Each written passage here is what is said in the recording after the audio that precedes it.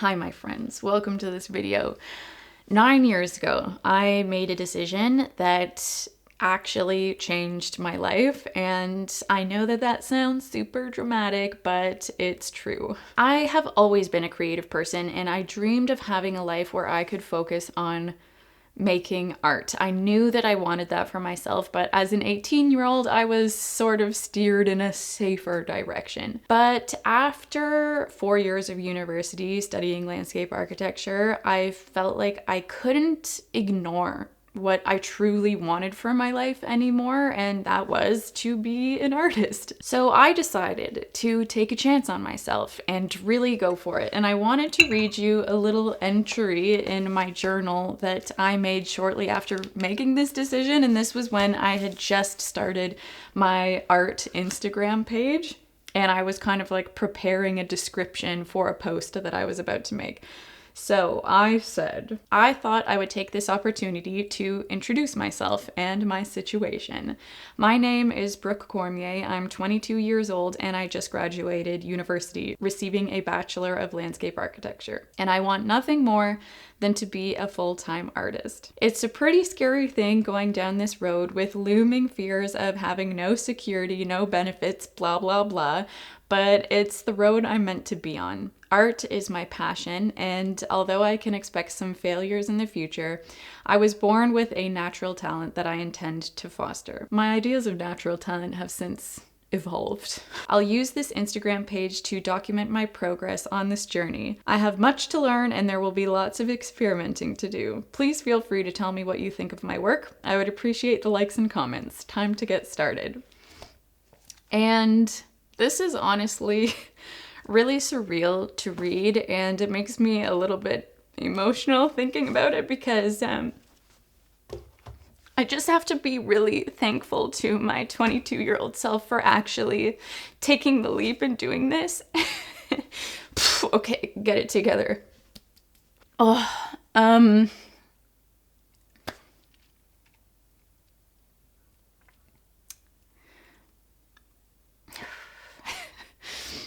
I can honestly say that I love my job and I feel so grateful to be able to do this and to be where I am. I feel very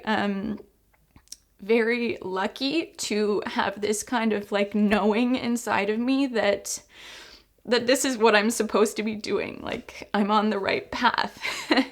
And yeah, and I'm just really grateful that 22-year-old Brooke really decided to take a leap and do this for real, because I honestly don't know where I would be today if I hadn't done that. And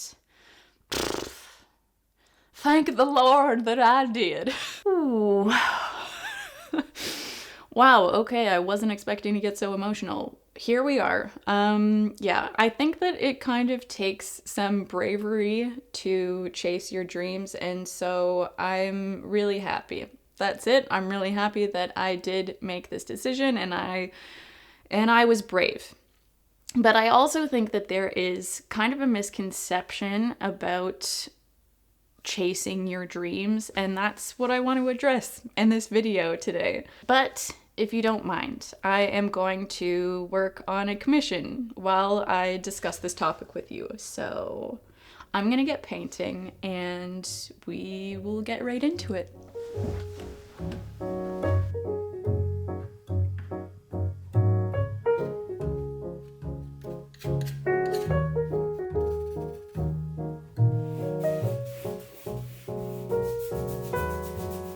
When it comes to chasing your dreams, people often say things like, you just have to want it bad enough. But I think that's kind of BS. Yes, having passion and desire is very important, but besides the obvious limiting factors like socioeconomic status, geography, access to resources, and things like that, what I think is the main hurdle of pursuing one's dream is confidence. Believing in yourself. You can want something bad enough, but if you don't believe that you can do it, it's not going to happen. I put out a Google form a couple years ago on Instagram asking people what is the central issue they are facing in terms of pursuing their art careers, and after reading through hundreds of forms, I was surprised to see just how many related to confidence. So what is confidence? I would define it as accepting and trusting yourself. It's the willingness to continue trying to solve each problem that you face. It's believing that you'll discover a way to make goals and ideas work. And listen, I know that all this believe in yourself advice is kind of like beating a dead horse, but I sort of have a different perspective on it that I think you might find helpful. Let's take a moment to imagine a person, an aspiring artist. This individual has no talent, no fancy education, no money, and no support system. But what they do have is confidence. I think that we can both agree that this person would have to be a little bit delusional in thinking that they could actually make a full-time career as an artist, right? Exactly. The word delusional often has a negative connotation, but in this case, I believe it is both a positive and necessary thing. I want you to think of the term positive delusion as a tool to cultivate confidence. So, what is positive delusion? For me, it's simply adopting a positive belief about yourself before that belief actually comes true. It's like the rose-colored glasses you put on before you look at yourself in the mirror. It's assuming the role of your aspired self before you actually become them. And your aspired self obviously has a gorgeous website with all your beautiful artwork on it. So welcome back to the second episode of Brooke Makes Your Art Look Professional.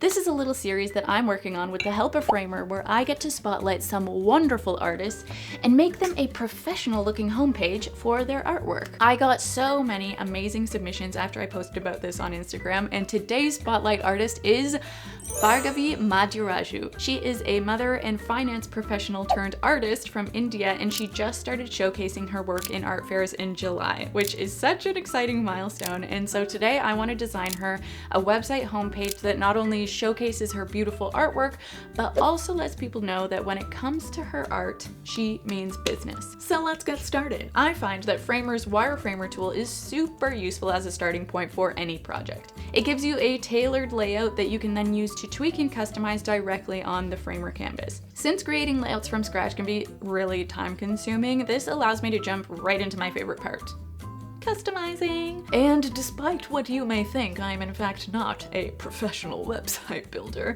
Framer is just a really intuitive design and prototyping tool that allows you to create interactive and responsive websites with no code needed. I'm not even kidding, I can barely work a printer, so trust me when I say that if I can make something like this, so can you.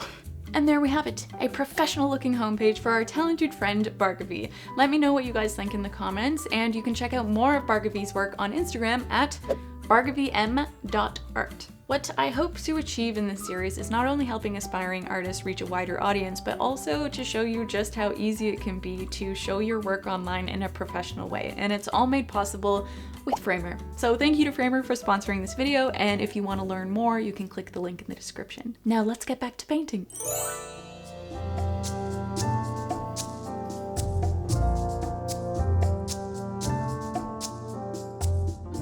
When I started my art career, I didn't have any of the answers. I had never taken an art lesson in my life. I didn't have the slightest clue on how to run a business, market my work, build a website, ship a painting, nothing. From a rational point of view, I wasn't really equipped to tackle any of the obstacles ahead of me. But I was delusional enough to bet on myself anyway.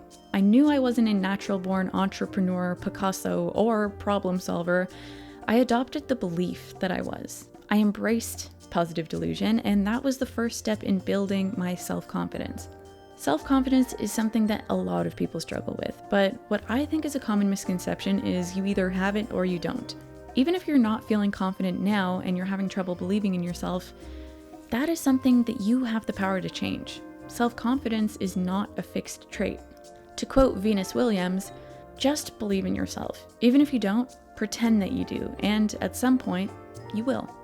This has been scientifically proven. Our beliefs about ourselves can actually shape the way our brains function, and shaping the way our brains function can impact our reality.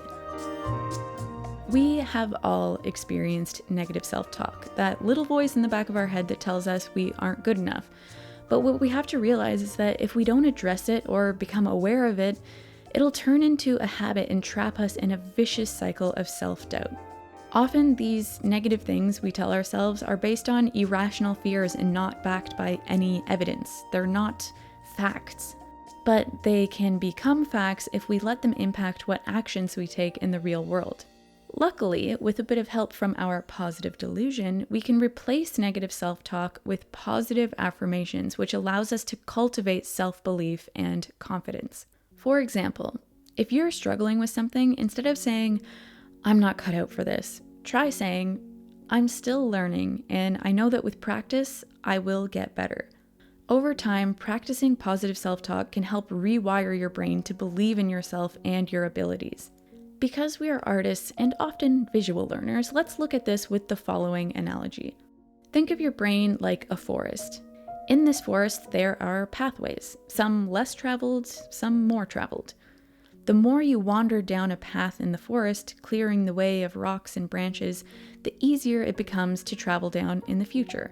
When your mind is left to wander, running on autopilot, it often defaults to walking down the easiest, most well-traveled path that it can find. What if this path happens to be the one paved by negative self-talk? What if that is one of the most well-traveled trails in your forest? Perhaps we should do a little landscaping? Finally, my degree is coming in handy. Let's start by taking our brain off of autopilot and being intentional about where we want to go in our forest. To help, why don't we use a compass to guide us? This compass is our positive delusion. What this means is that after we recognize that we are walking down this negative path, in other words, acknowledging our negative self-talk, we then realize it's time to pull out our positive delusion compass and use it to point us in the right direction. It says, "Hold up. This is not the right path for you. This path is for losers. You are an unstoppable superstar, and superstars take this path." Now, turning down this new path might entail some bushwhacking at first because it's far less traveled, but we are able to clear the path with our positive self-talk. Every time you tell yourself that you're a perpetual problem solver, you flatten some of the undergrowth. Every time that you say you're learning and growing, you clear a branch out of the way. And eventually, this new path will become the easiest course for your mind to take, and the old path, forged by negative thoughts, will be engulfed by the forest. The most amazing thing about this is that the more this path is beaten by your positive thoughts, the deeper it's carved into the earth. And this permanence represents our core beliefs about ourselves. Thinking about yourself as a problem solver becomes knowing yourself as a problem solver.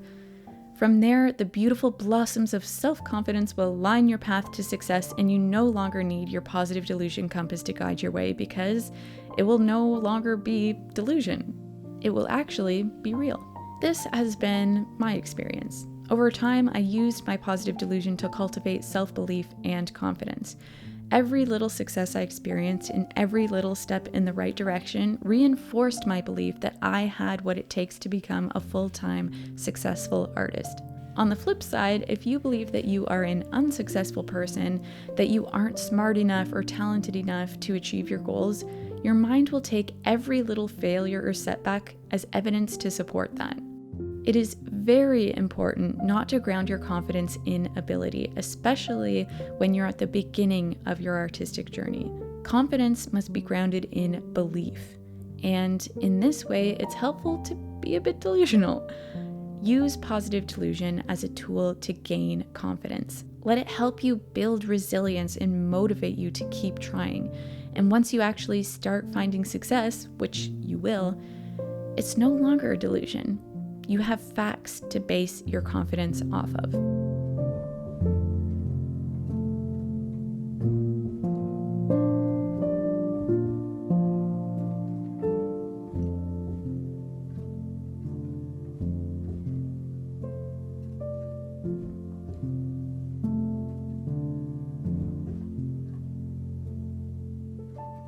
Remember, you don't need to learn everything before you start. Just start and trust that you'll figure it out as you go. And do not expect perfection because your journey is not going to be perfect. Nobody's is. but it's gonna be special and unique and yours. So to end off this video, I just want to remind you to pay close attention to the conversations that are going on in your head and observe the stories that you're telling yourself. If you find that you're having negative self-talk, recognize it, acknowledge it, and then whip out that positive delusion compass and steer yourself down the right path. You can clear the path with your positive thoughts, and remember to show yourself compassion. This is going to take a lot of practice, but I promise you it's worth it. So my friends, thank you so much for joining me today. I hope that you enjoyed this topic, and I hope that you enjoyed the painting that I made. I thought it was such a cute and wholesome scene, and it was also really satisfying for me to whip out my tiny little brushes again. Feel free to share any thoughts that you may have in the comment section, and consider subscribing to my channel if you have not already. What I would love is if this video leaves you feeling a little more positive and a little more confident than when you got here. Then I would consider this a mission accomplished. So I hope that you have a wonderful rest of your day. I'm Brooke Cormier, and I'll see you next time.